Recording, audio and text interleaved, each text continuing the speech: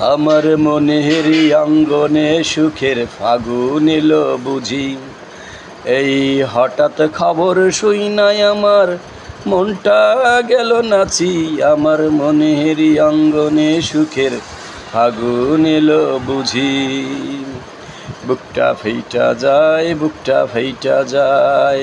ধরা খাইছে মমতা জাফায়, কট খাইছে মমতা জাফায়।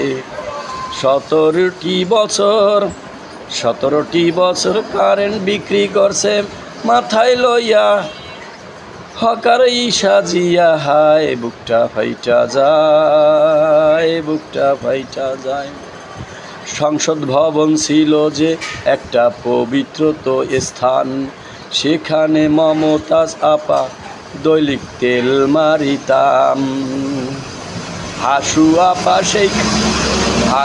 আপা সেই গান শুনিয়া হইল উতালায়। বুকটা ফাইটা যায়, বুকটা ফাইটা যায়। পাপকেও ছাড়ে না বাপকে, তার প্রমাণ আওয়ামী লীগ। হায় বুকটা ফাইটা যায়, বুকটা ফাইটা যায়। মমতাজ আপা গ্রেপ্তার হইয়া দেশের মানুষের বুকে আনলো ইদানিয়া। ঈদের আনন্দ পায় জনগণ এখন। আয় বুকটা ফাইটা যায়। কত অশ্লীল কথা বলছিলা তুমি, সিয়াসিত্তা হাদিস সব আছে তোমার দানা।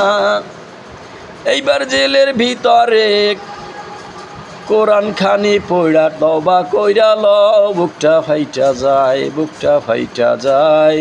মমতা জাফর বুকটা ফাইটা যায়। তওবা করো এখন তুমি, সুযোগ আছে অনেক। জেলের ভিতর যে থাকে সে মুমিন বান্দা হয়। বুকটা ফাইটা যায়। জেলের ভিতর যে থাকে সে মুমিন বান্দা হয়। বুকটা ফাইটা যায়, বুকটা ফাইটা যায়। মমতাজ আপা, আপনারে বলছি, আপনি তো সিয়াসিত্তার হাদিস সবই মুখস্থ আপনার, এমনকি আপনি কোরআনের আয়াত সবই মুখস্থ, কিন্তু আপনার আমল নাই। এখন একটু তওবা করেন, জীবনের শেষ প্রান্তে এসে গেছেন। জেলের ভিতর থাকলে মানুষের মনটা অনেক নরম হয়, কারণ জেলের ভিতর থাকলে কিয়ামতের দৃশ্য তখন মনে পড়ে বারে বারে।